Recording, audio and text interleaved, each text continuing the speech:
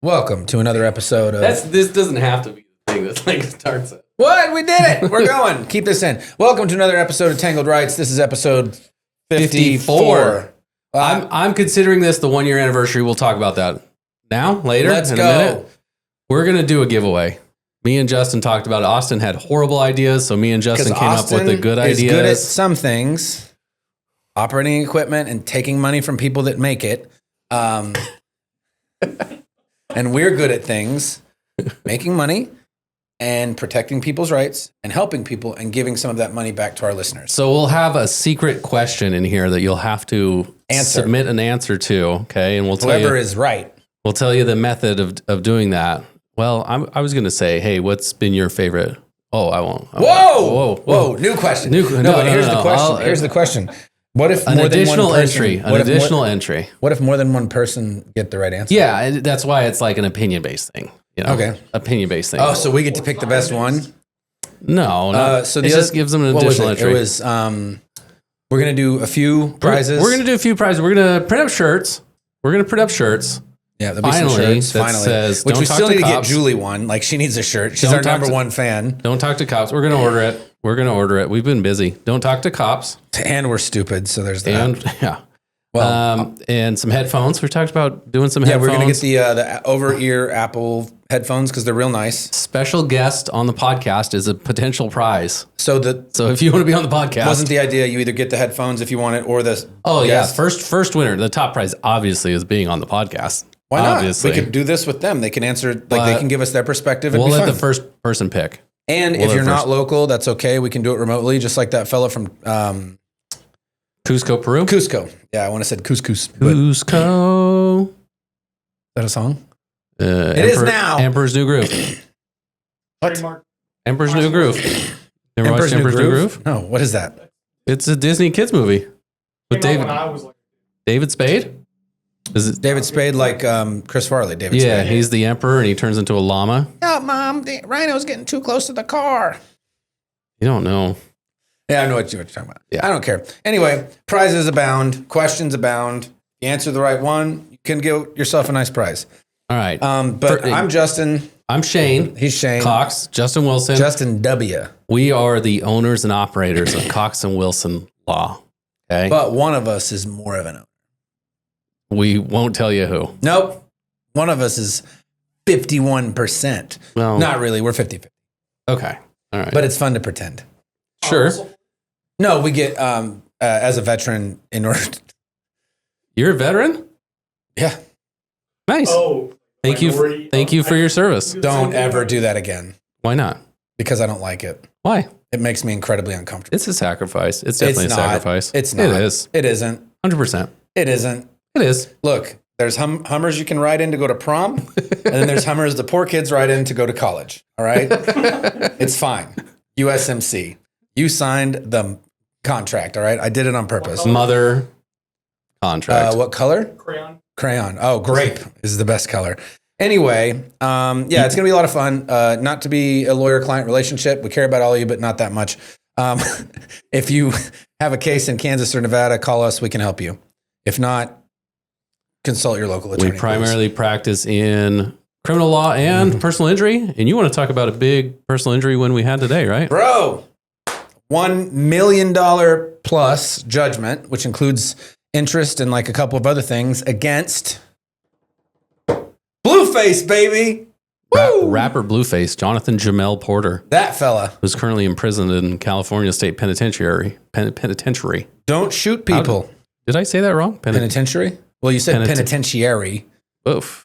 First, and then you said penitentiary. I'm struggling today. It's Thursday, and we've done a lot of work. Yeah. But anyway, we got a default judgment against him today, presumably because he is locked up. Don't let me out. He didn't answer. Yeah. Yeah. We talked about, only did he not answer, he refused service. He did, yes. Like a dick. Le'Veon Bell, we talked about what a default judgment is, but I guess, Justin, tell us again. What's a default judgment? So you have a case that gets started by someone filing a complaint, and it says this thing happened, and it's a legal cause of action. You are served with said complaint, and you do not respond. We provide proof of service. We then file a notice of intent to seek default, or just a default, depending. And then you have what's called a prove-up hearing, which is where you go before the court with your client and some records. Still, you have to have evidence, but the burden is lower for getting evidence in. It's an easier burden to get stuff in, right? I mean, it's an unchallenged.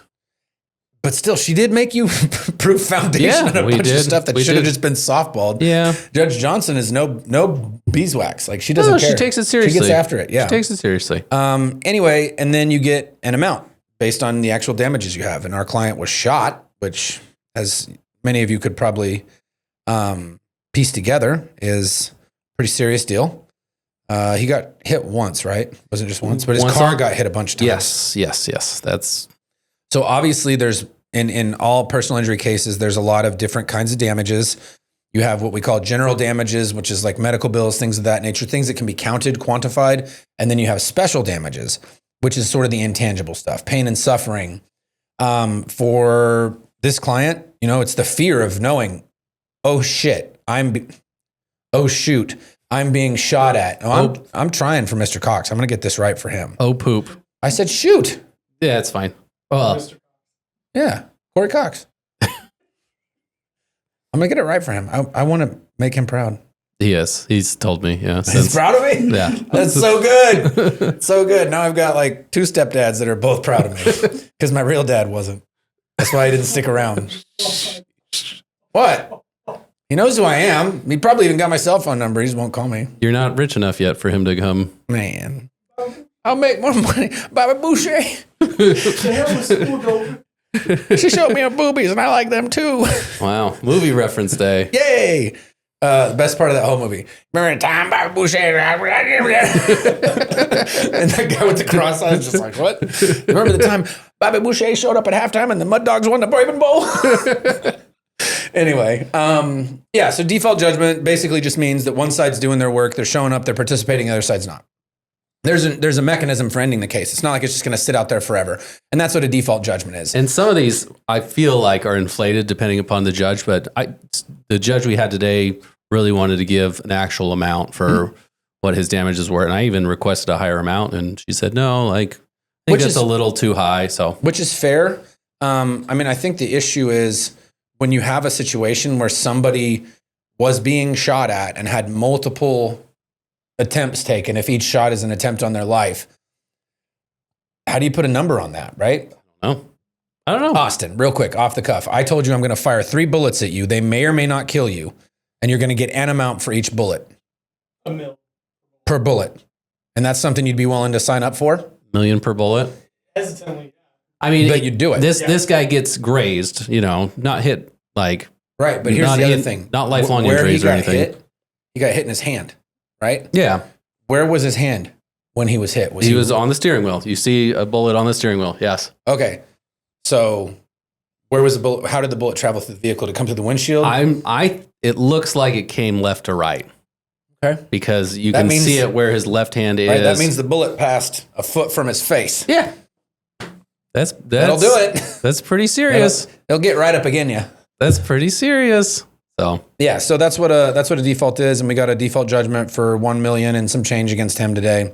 We'll be trying our best to get that money, but the thing is that a lot of people don't remember or realize, I suppose, when it comes to default judgments, is it is completely possible. You never see it. A bankruptcy can occur, which in this case, I think bankruptcy is going to be a little bit different because you're dealing with somebody with assets. The statement I always make to people when we're talking about, what happens if, you're suing a company or a person is if you hit, Michael Jordan hits me, okay, and doesn't have insurance, I can go after him personally. He can declare bankruptcy all he wants, but the bankruptcy trustee, the person in charge of the bankruptcy, still has to pay the debts as well as they can. So if your debts equal $1 million, but your estate or the total amount of money is only $100,000, you can't stretch $100,000 into $1 million. But if it's the opposite and your estate is $1 million and your debts are $100,000, it's real simple. Every 100,000 of those dollars gets paid. Right, to simplify it. Yeah. Right, so if Blueface's assets equal more than his debts, then he will if there was a bankruptcy case, he could. Yeah. Or a certain schedule. Like Correct. There's a lot of factors that are unknown at this point. I don't know how much money he has, but we'll see. We'll find out. When you Google him, it says that he AI has tells you. a net worth of around, well, it wasn't just AI. There's a website like celebritynetworth.com or some dumb shit. Who knows if any of those are some accurate. dumb stuff. Corey, I'm sorry. Poop. I'll go home and hit myself with a piece of wood right in the face for disappointing you. Okay. Is there a less extreme measure we can take? I didn't say I was going to put a nail through it first. Okay. All right. Gotcha. It can get more extreme if you'd like, sir. So yeah, that was good. Blueface, baby. Nice. Well, typically, what? I thought of question number 1. Let's make it a 2-part question for the thing. Okay, we'll do it about. Because this is just an opinion question. We'll do it about halfway through, so that we keep the listeners listening. Right, or will it be halfway through? Who knows? Just you have to keep listening. Well, we've been going for 10 minutes now. We can do the first question. All right. Preference: Corvette, Camaro, or Charger? The 2020, there's not like a 2025 Camaro that you can really buy. It looks like they're switching them to electric next year. Yeah, I know you don't want an electric. All right, Corvette or Charger? Corvette or Charger? Hellcat. Corvette or Charger? Shut up. Maybe, I don't know. Okay, but anyway, that's part 1 of the question for your things are moving that way anyway. All right, I wanted to talk. I know all my listeners have been disappointed. Shane, where are the hats? What's going on? Guys, I'm so sorry. I've just been busy. All 6 of you are so mad at us. You're just so mad. Shane, where are these hats? I have a hat today. Okay. Ooh-wee. So please, I apologize. This is a case of a lady by the name of Corey Richens that we'll be talking about. And she is in Park City, Utah? which is by Salt Lake City. Yeah, just east Salt Lake City. Park City, also Wichita, Kansas. Not the same one. And this is a Salt Lake Stingers hat. This is one of their old school logos. I actually like that one. Salt Lake, Utah, like bees a lot for somewhat religious reasons, but also there are bees in the area as well. So stingers. Right, but what's the significance of bees? Like pollination, replenishment, new life? Yeah, kind of that. Or just you guys like really enjoy honey? So, I like honey a lot. Dude, we were talking about honey butter the other day, and you almost were like, I start drooling. But I eat peanut butter and honey sandwiches multiple times a week. Oh, well, let's get some of those. You know, my buddy Rob from the DA's office. Yeah, you know him. We talked to him today. We did. Anyway. We saw him in court today. Yeah, his dad makes some fantastic, food with honey butter. We'll get you out there someday. John Hicks's dad is a entomologist, and he keeps bees. Oh, and he would like have honey every year, and so I'd buy honey off him. You know what they say? Bees are beautiful. So red hat, the word stingers, just Salt Lake. Glad that they're beautiful. I like having my hats. Okay, so Corey Richens. Okay. All right.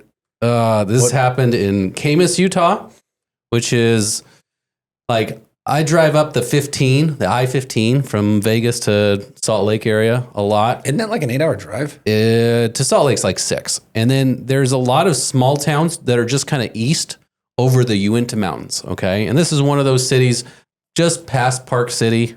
What? Sorry, I just got an email.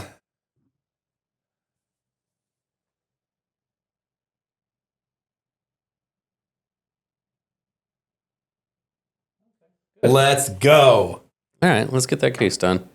For those of you that are curious, we get emails while we're doing cases all the time. But it's an email about a negotiation that I entered into with a district attorney who had an unrealistic perspective on a case. I brought them to the light, and justice is going to be done in a way that is going to benefit my client dramatically. God wills it. Okay. God wills it.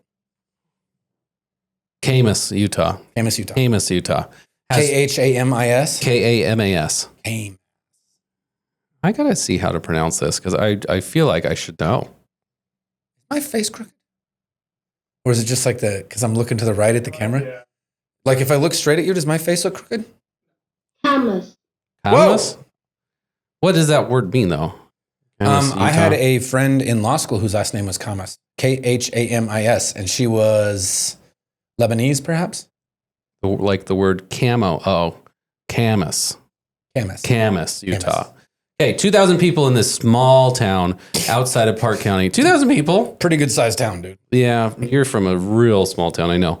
Okay, so this is a murder, okay, or a husband who dies. His hobby was murder. His hobby was moida. So Corey Richens and Eric have 3 kids together.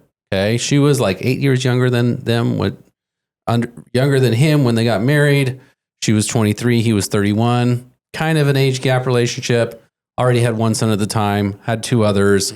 They did sign a prenup. Okay. He had a stone masonry business.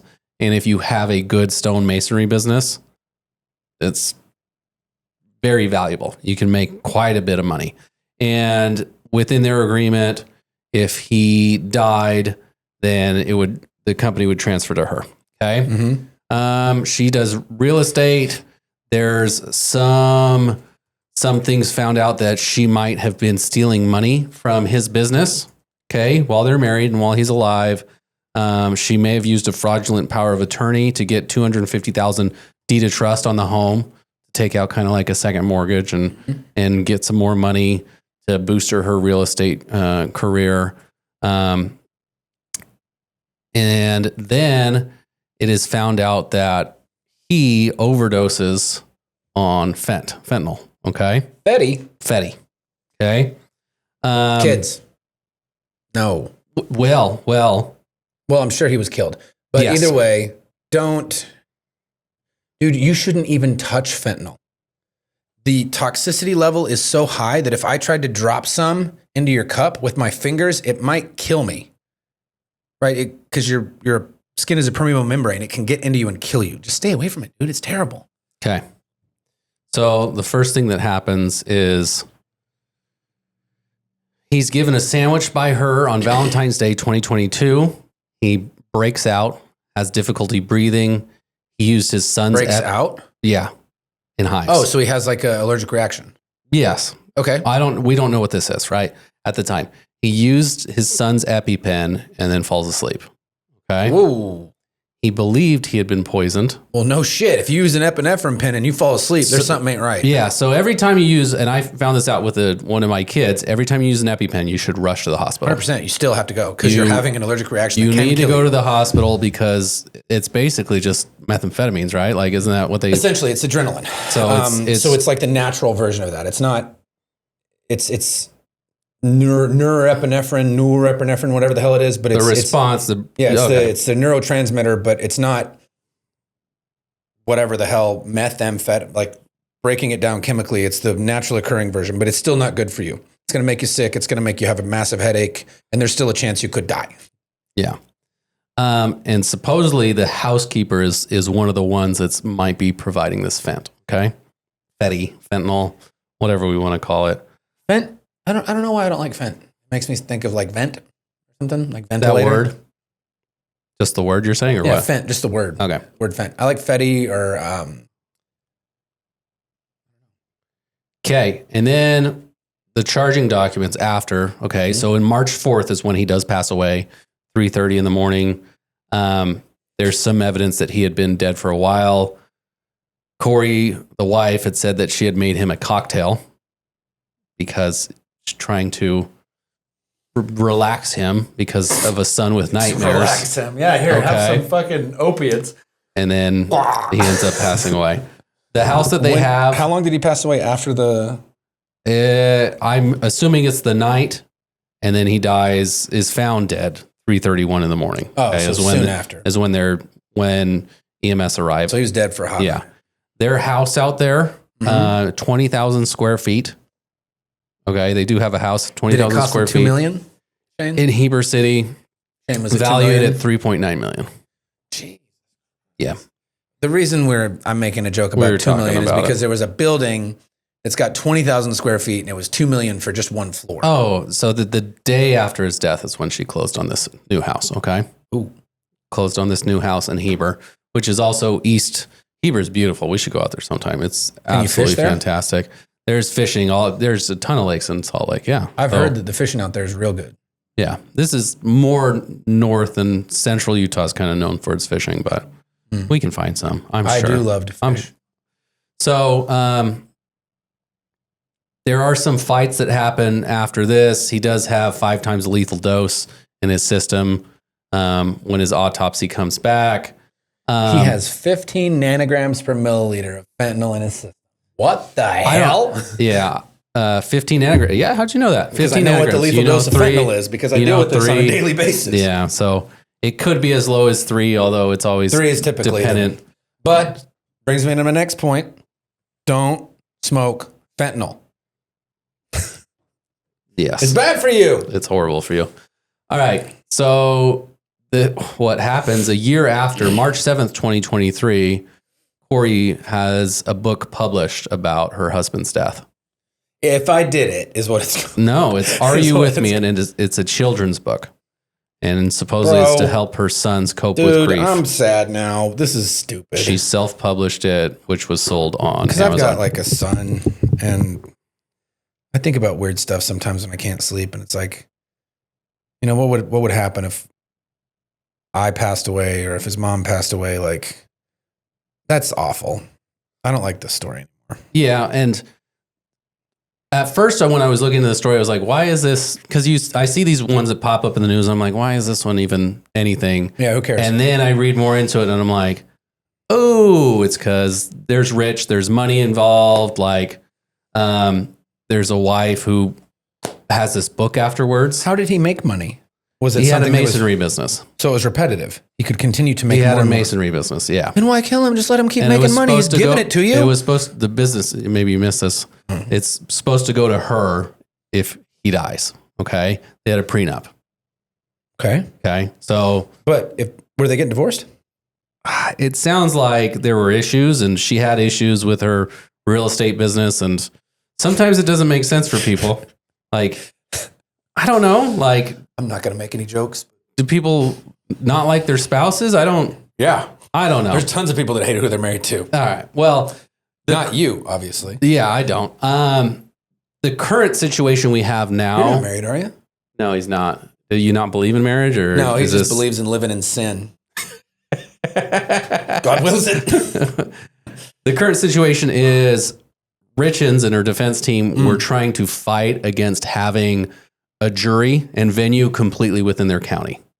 Okay, they were arguing to try and have a Salt Lake County jury who traveled to their county to have the trial. That's stupid. So that was up on appeal to the Supreme Court. The local judge paused the case to kind of see what would happen. And just in the last couple weeks, the Utah Supreme Court decided, no, like, you're getting your local jury. That's your jury of your peers. We talked a little bit about this. We talked about the Curtis Flowers case, which, as a reminder, was a case out of the state of Mississippi where Curtis Flowers was tried 6 times for the same quadruple murder. One of the things that the U.S. Supreme Court said in their, when oral argument was happening and what they were questioning was, why can't this just be tried somewhere else? Because a lot of the issues were witnesses, no potential jurors, and if you've had 6 trials, this is the talk of the town. Like, everybody knows this case. Why can't the attorney general take over? Why can't this be tried somewhere else? So it can be a normal thing, and we saw this in Making a Murderer. That story that was the Netflix special where they tried it outside of the county. Stephen Avery. I couldn't remember his name. So it can be if the judge determines that you can't have a just case within a fair trial. Yeah. Denies you this crazy thing that I know a lot of prosecutors don't think. Oh, geez. Well, no, seriously, when we were talking about it yesterday, one of the guys that I was sitting next to, I think he was just joking, but he's like, dude, defendants already have too many rights. Ugh. He said that. And he That's was like, gross. not joking. Like, he had a stone face, so I can't tell if he was serious or not. Well, But yeah, it denies you this nutty thing called due process. Everyone has a right to due process. You could be accused of something that you didn't do at all. Like, you're supposed to. You're supposed But to. like, You're let's supposed to. talk about You're how it supposed actually to. works in practice. You're supposed to. So it's not an abnormal thing that they're fighting for, is having a trial, outside of the county. And Salt Lake County is right next to it. And it's the biggest county, most populated county in the state. Better chance that somebody hasn't heard the case. Does Utah have as many people as Nevada? Like about 3 million, something like that? Yes. We're about similar. I'm going to have Austin clip in a video that I texted him, that YouTube short. Lori Vallow Daybell is the gift that keeps on giving. She was arguing, she's having another trial. Okay, for Again? another attempt murder. Tell her to quit killing people. This is an attempt murder. It didn't actually Tell her to happen. quit trying to kill people. And has the same judge, and the judge just tired of her. So we will clip this in right now. Your Honor, in light of the juror misconduct or the alleged juror misconduct, I have to object to us having so much information go out about my personal information in that jury questionnaire. Do you not think that was a problem? What personal information? The state versus Lori Daybell. What's the name of the case? Yeah, but you don't put that on anyone else's questionnaire or one other person that's ever had that questionnaire ever put out with their name on it. They just don't do it. Do it in every trial I've done. Then the people are just going to Google it, and then we're going to have the same exact problem we had getting a jury for that case. We're going to have the same exact problem. Are you done? Are you just going to keep? Okay. How do we screen for if people have heard about you if we don't include your name? Do you have a response to that? I'm just saying, you gave them the name, and they're just going to Google it.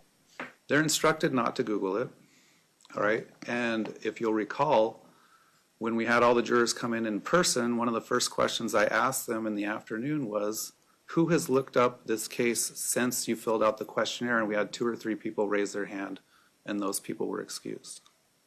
So I have to include your name to screen out for the people that know about your case. And we released about 100 jurors last time because of their answers to that.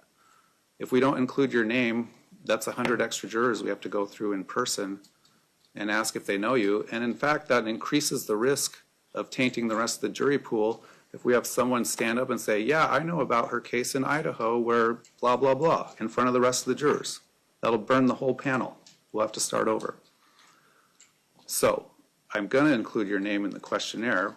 I don't think there was any other personal information or background information about you in that questionnaire other than your name. So was there any other issues you had with the questionnaire?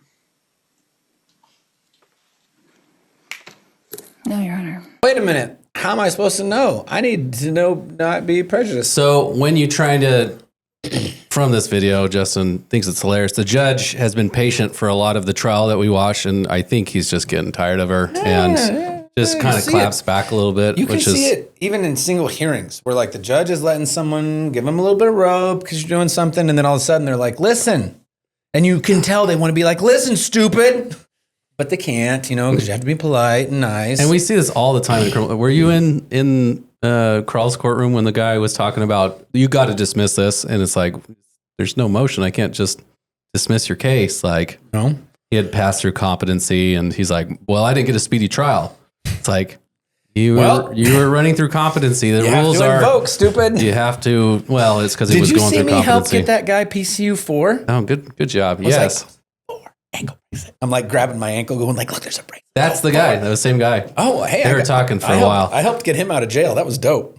And so excited. He was approved for it. It just sometimes there's some procedural issues that don't allow for it. Well, he did have 3 cases and 2 got dismissed, which says to me there might be something wrong with what's going on with his case. Yeah, I don't. And that's what I commented to the public defender behind me. I was like, I want to know more about this case. Sometimes we hear these and we get the snippets, and there's an attorney actually going through this case that has a lot of information, and it's like, man, I want to know just more about this. Like, what is going on in this case? So we see these kind of cases, and judges kind of like clapping back at some of these people because some people are just so difficult. You give them an inch, they'll take a mile.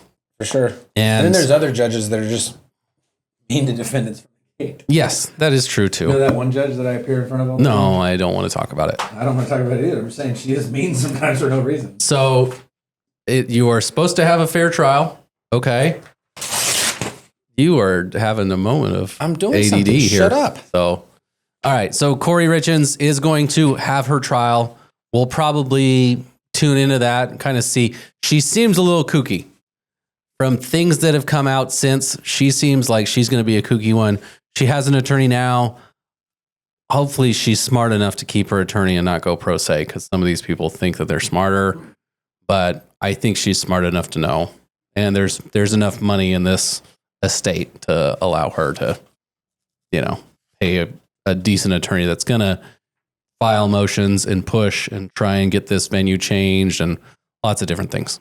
Okay. Your question was what car? My question is to our listeners. Okay. You got to answer all these different questions. So Both first, of them. There's 2. this is the only 2. Okay. First, All these questions, all 2 of them. Corvette or Charger? Corvette or Charger? Corvette or Charger? Justin wants to get matching cars. We're going to get matching cars. Blueface, baby. Let's go. And they'll be blue. God wills it. They'll be blue, obviously. My question is, what's been your favorite case we've talked about? What's been your favorite criminal case we've talked about? We talk a lot about bad cops. Okay. You want to talk about some good ones? Do you know some good ones? I know several good cops. Okay, go ahead. Because I have some bad videos. So you go ahead and talk about good ones so that we can balance. So- Because there are plenty of fantastic cops that are in difficult situations. In a lot of small towns, I feel like it's always 50-50, right? They're either assholes. Like there was this guy named Santa Claus. That's what we called him. A big fat white guy with a big white beard. He looked like Santa Claus, but in a Sedan Police Department uniform. I don't remember his name, like his actual name. But I watched him pull a gun in high school on 3 different people at 3 different times because we were out past curfew. Like they would wait at 11 o'clock. And if you weren't gone in your vehicle leaving from like sitting uptown just bullshitting, they'd come up and start trying to issue tickets. They'd chase you. They'd do this crazy stuff. And so one day we were out, and my buddy Michael Myers was on the other side of the street. And I don't remember what we were doing. So we played this game called Manhunt, which is where you all meet up. It's like tag, but you set a city block for where you play tag at. And so like behind the bank, there was this entrance that had these metal doors. You couldn't get into it, but you could climb up on the metal. And so you're in the shadows. They can't see you. Or there was a little barn back there. You could get up in the inside of it. This is all probably trespassing, but we're not trying to break and enter or do anything like that. We're just playing this game. Anyway, so this cop will run, find people, drive in his car, slam it and park, get out, pull the gun. I will fucking shoot you. To a 16-year-old who's running from him with no guns that was playing tag after curfew. Bad cop, right? The other side of that in a small town is like Kevin Rucker. He was a cop in my town that I was going through it when I was a kid because of shit that was going on at home. Was having beef with a guy in town and things had gotten a little weird because, the girl I was dating or whatever. And I'm sitting there at Main Street waiting on this guy because I was mad. I was real mad. I was having some big emotions, some big feelings. You're feeling a lot of feelings Feeling right a lot now. of feelings. And Kevin rolled up to me. He's like, Justin, what are you doing? I heard somebody say that you and this other guy are having a real problem and that you might be going to do something stupid tonight.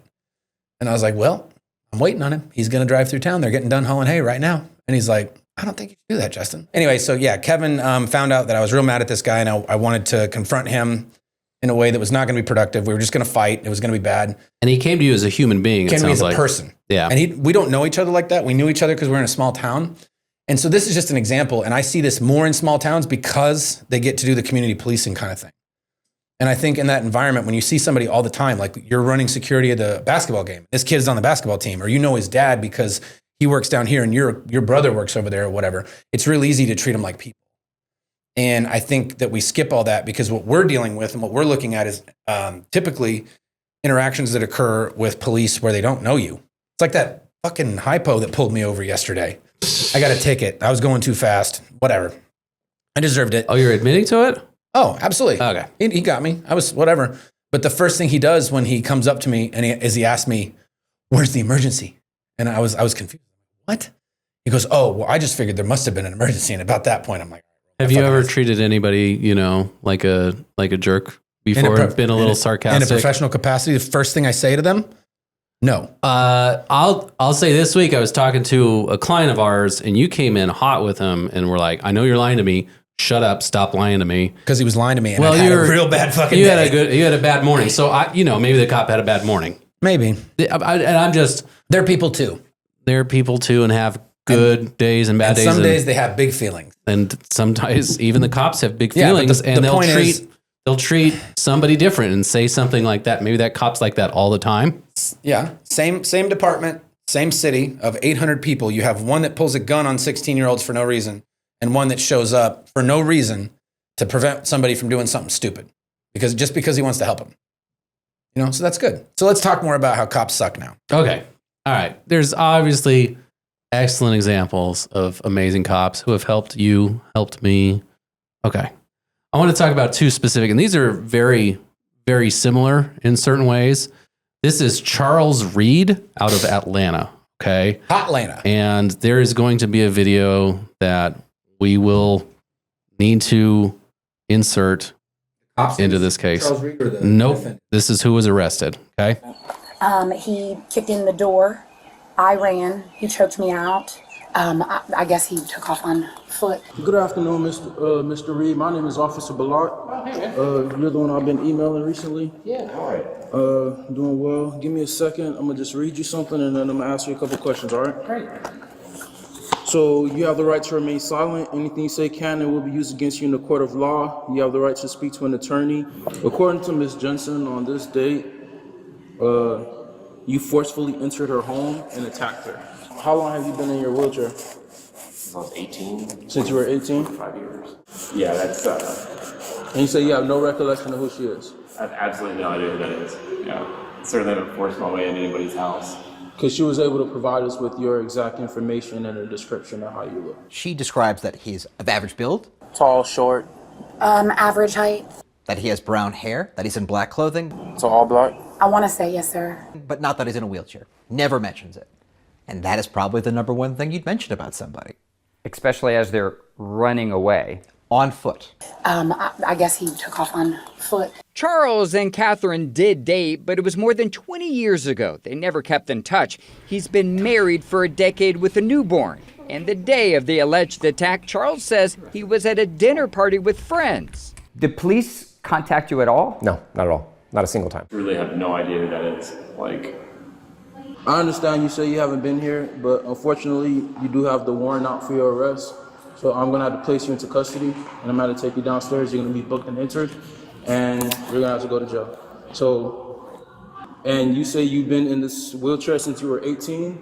If you have proof of all of this information that can be verified, if you get those documents in order, you can bring those with you when you go to your first appearance. can I pee and stuff? Like, You'll be able to pee. I'm gonna take you right downstairs. You're not even going anywhere. I am, this is crazy to me. Like, Do me a favor, put your hands out. Unfortunately, it is. Put your hands out. I can't, is this a joke? Do me a favor, lift your hands up. Above your head, please. I don't have muscle control. Okay, that's fine. It's not like, Put on the other side. I on the literally other side. can't. I don't have muscle control. I'm not. Oh my God. Oh my God. 33 to radio. Can I have a signal for my location for a white male who fell out of a wheelchair? Please help me off the ground. I'm paralyzed. Can I get out of my wheelchair? Yeah, let's help him out. Oh, I was waiting for the paramedics to come. They're right next door, so. Broke into your house. That's what I'm saying. But things don't no, we're not. I can't do anything here. Okay, we helping. Hold on. What's the warrant for? Ag assault. I broke into somebody's house. From the trespass ag assault. How long ago? June 19th. June 19th, 15th, 9th, one of those. How long days. you been paralyzed? 25 years. Okay. Make a phone call to me. What did I do? Peggy's grab this arm. What have I done? It's just showing that you have a warrant, but we're gonna do our due diligence. Because if you're paralyzed, somebody must have made a mistake. I thought Okay. Hold on. Who is the original agency? We are. Who's the detective? You are. Okay. Give me a second. I get my doctor on the phone. I'm gonna let you know right now. He just walked the hell out of that wheelchair. I held him with the tip of my fingers, and he flopped down and fell on him. But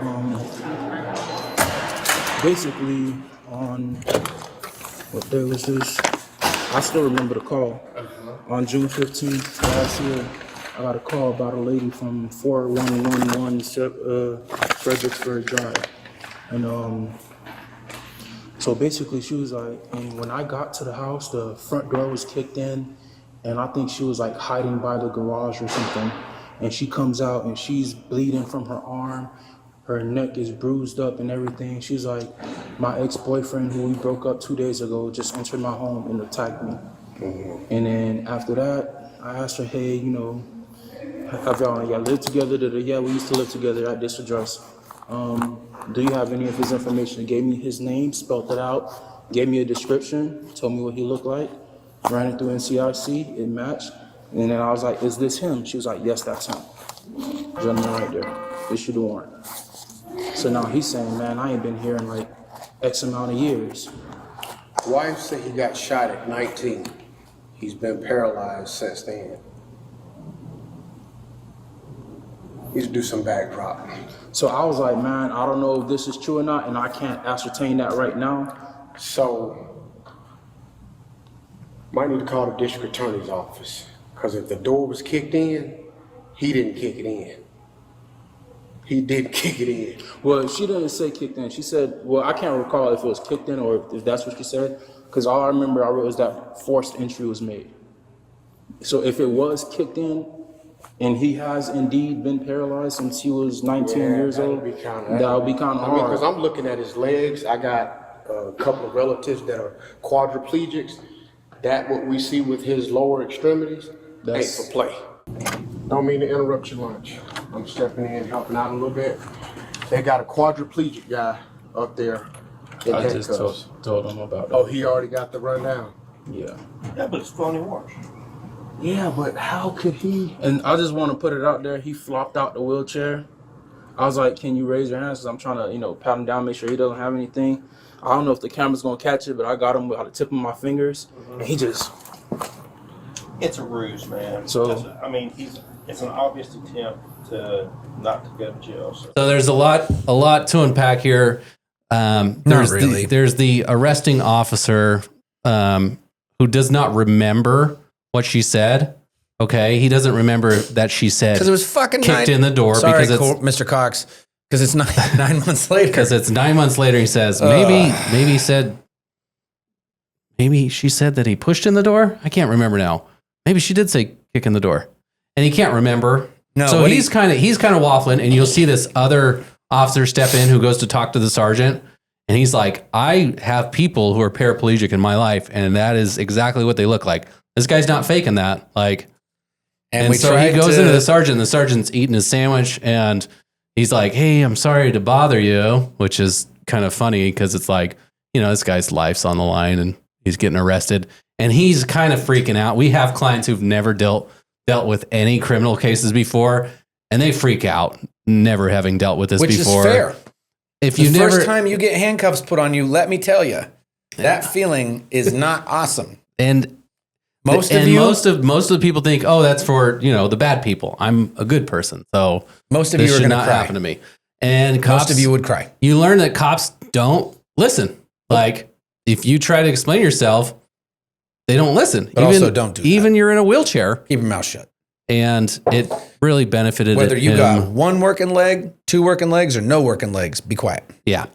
So he's totally cleared from this. And this video comes out within the last couple days of all this body-worn camera footage of him just kind of falling out of his chair as they try to take him out. Like it was pushed, but... whatever. Well, he didn't just fall. I agree. Sorry, my wording's wrong.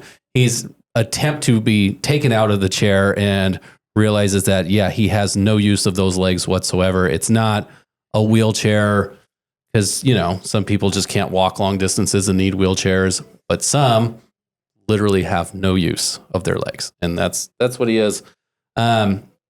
This happened in Atlanta. It's an ongoing case. There certainly could be a 1983 claim made. Definitely. As a result of this. Well, it's going to be his own choice, right? You don't know what he's going to choose. I'd do it. Okay. And then another one that's kind of similar to this, Clifford Owensby, okay, who did have a 1983 case. And I will show you that. Clifford Owensby, as seen on this body camera footage released by Dayton, Ohio police, repeatedly explained to officers that he was a paraplegic and had no use of his legs. I can't get out of the vehicle, sir. Owensby was pulled over September 30th in a white Audi in Dayton, Ohio. Police say it was seen leaving a suspected drug house. You can cooperate and get out of the car, or I'll drag you out of the car. The police-released video was edited. NBC News cannot confirm what happened before or after. You can hurt me. You can hurt me, bro.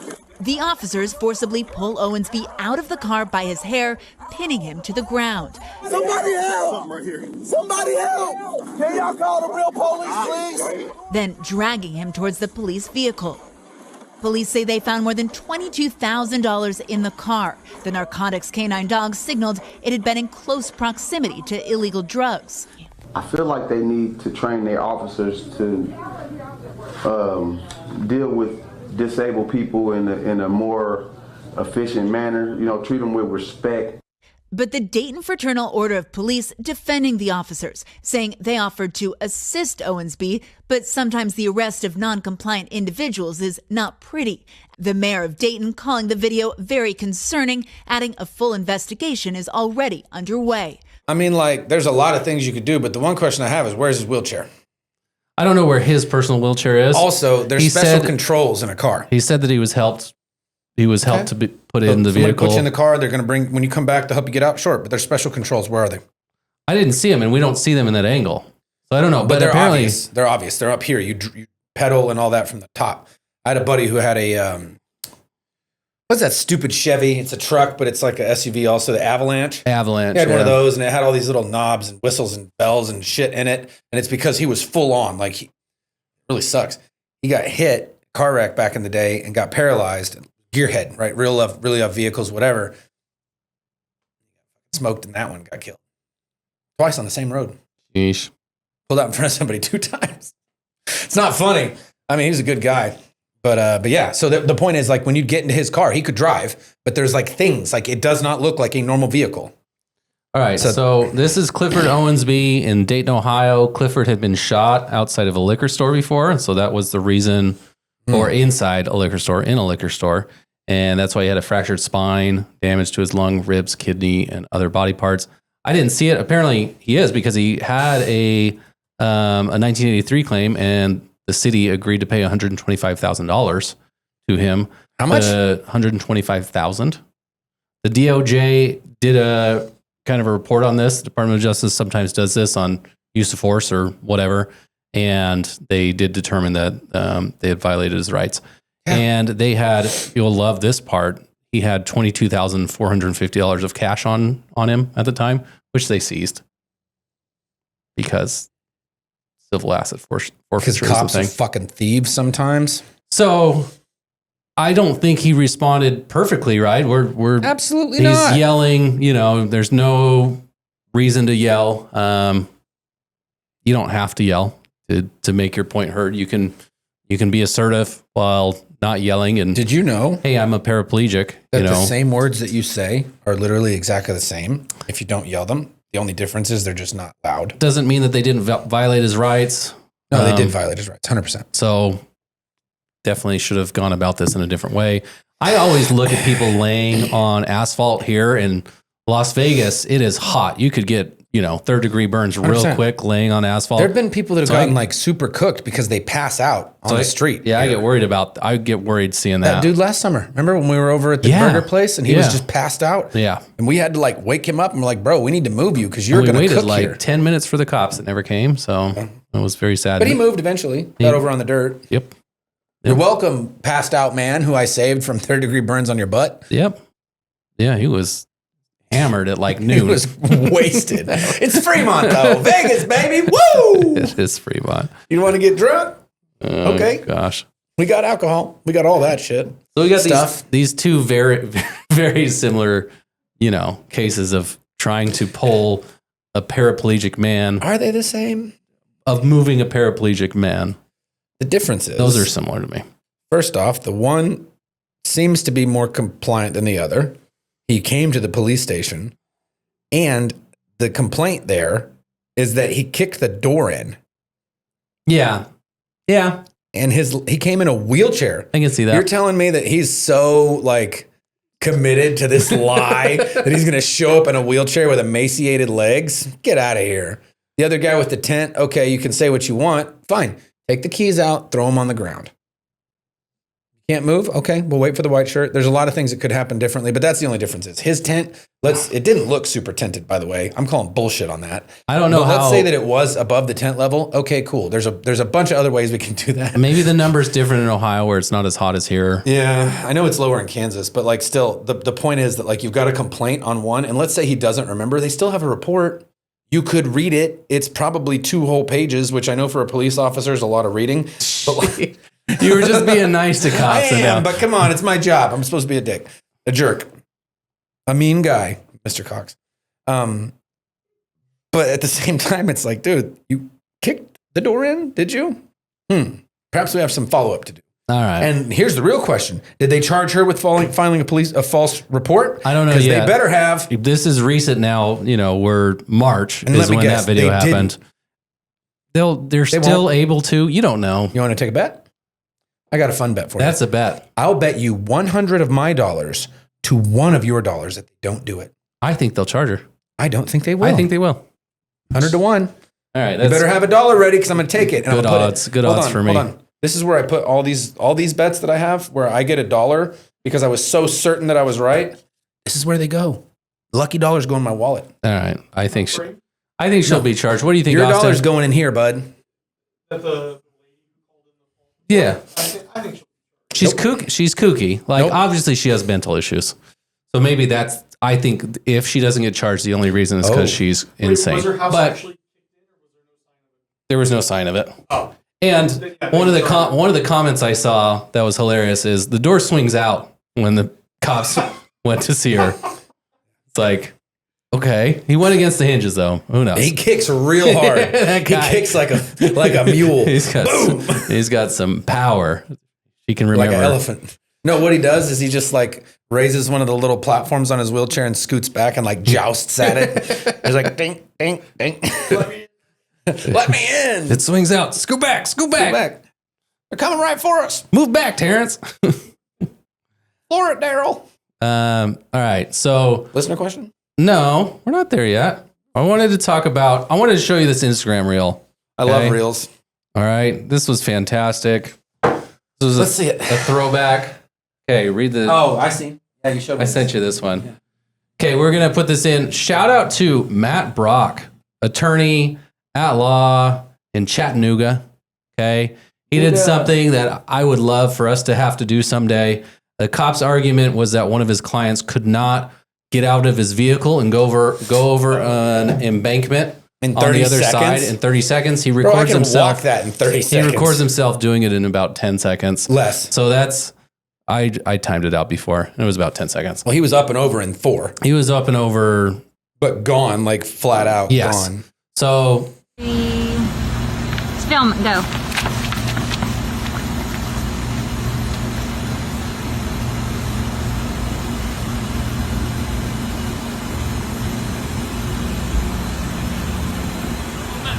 These are the kind of things you have to do in criminal cases sometimes.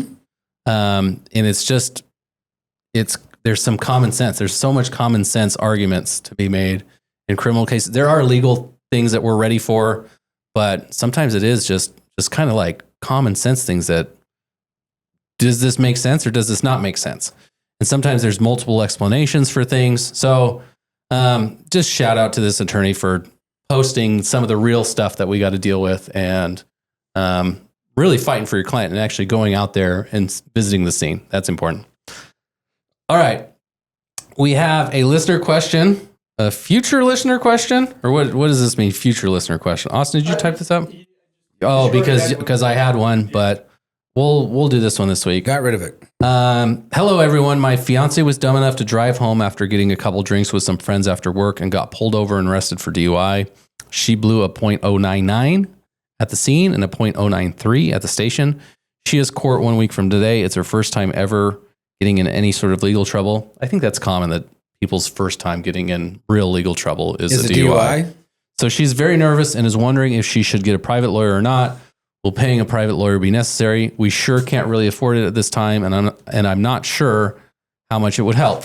Seeing as it's a pretty cut and dry case, what do you guys think, and what could the possible sentencing be? So the possible sentencing on a DUI here is up to 180 days in jail.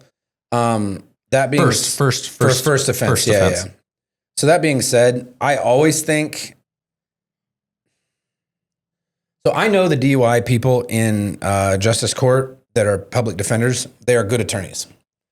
I don't know the relationship that they have with the prosecutors that I deal with on a regular basis. I think what you get when you hire us is a lower caseload, and we've cultivated a different kind of relationship potentially than PDs do because it's a little less adversarial. It's not the only thing we do, right? We do other stuff. We're down there. We're in different departments. Those DUI people, they are on the DUI team against the DUI team.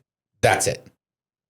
So I think that there might be a little bit of a different set of treatment there. Whether that be good or bad, I'm not sure. And unfortunately, there's one public defender in there handling up to 100 hearings in one day. Yeah, sometimes 200. There was a day that not too long ago, it was like 205 in one day. But that was a prosecutor, right? Not the public defender, because there's some are private. Some are private, but you still have probably 150 of them are PD cases. Yes. Yeah, I agree with you. So he'll communicate an offer to you and say, do you want to take this or not? Yep. And if you don't, go to trial. And if you don't, go to trial. But first offense with that low of a BAC, I think there's some room to work because the breathalyzer, the intoxilizer has calibration that has to be done.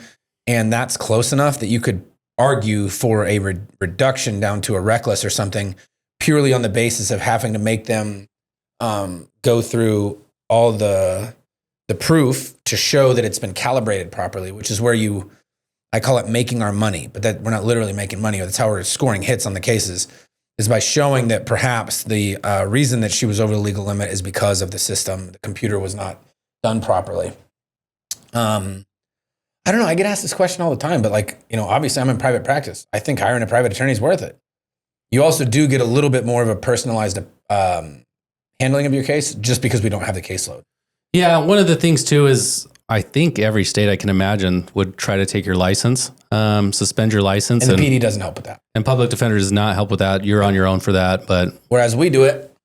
We do it as part of our all one thing, our package of a DUI representation. I saw this question posted on a Reddit thread recently. I don't know if that's where you pulled it from, but so maybe it's the same one I saw. A lot of the comments told this person said, you probably want to get a private attorney. Like they'll just look at it. Everybody thinks PDs are idiots, which is not fair. It's not fair. But all the comments said, you just get more of a personal touch from it. So, and they're going to look at it different. We review body cam footage in every single one we have, making sure to talk to the clients about what we should be looking for on timing. Cause there's some things that are important that you can challenge, with timing of everything. You have to actually be in physical control of the vehicle. There could be arguments made. Cops' reports might not be really good. They might not document everything right like they should. Mm-hmm. And so there are ways to, lessen your sentence or change your classes that you might have to do. It depends. In Nevada, it depends on the level of your alcohol in your blood. There could be even more requirements depending on if you're more than a certain level or under 21. I was going to say the age is the biggest one we see. So we see those every so often pop up. And most of the system is try to get you not to do this again. Yeah. Okay. And part of that is you might need to know if you have an alcohol problem or some kind of substance abuse issue. So maybe you have to do counseling. Maybe you have to go to Alcoholics Anonymous. So those are requirements that sometimes pop up in these kind of cases. I think, of course, we're biased, but I think you should hire us even if you have a DUI here in Las Vegas. So we'll sort you out, dude. Yeah, we'll help you out. We've handled hundreds. The thing I won't do, though, that I found out this week, I get reaffirmed every once in a while that it's a thing. The thing I won't do is lie to you and tell you that because you're paying me, I can make a miracle happen. I think anybody listening to us knows we don't try to hide the ball. But some attorneys will. And so that's the thing you have to be careful with when you're shopping around is you're going to have attorneys who are going to say some shit and it's going to sound real good. Say some poop. Yep. Say some poopy caca. All right. Hey, Corey, thanks for listening, Corey. Mr. Cox. Sure. I don't know why my father-in-law would have because I took my wife's name. Is that what you're trying to get at? The whole family got folded in. That's not how that works. It is. Thanks for listening, Corey. Mormon culture. Two become one. Okay. Namaste. Namaste. Thanks for listening. Happy 1 year anniversary. Can you believe it? Tangled Rights. I can believe it. I've felt every episode. Okay. We're going to post on our Instagram how you can, and what you'll win potentially. And what you you'll can win. sit right here by me. All right. Or you get some sweet headphones and listen to some awesome music. Preference August Burns Red. Or listen to Tangled Rights on those headphones, right? That's what it was. Peace.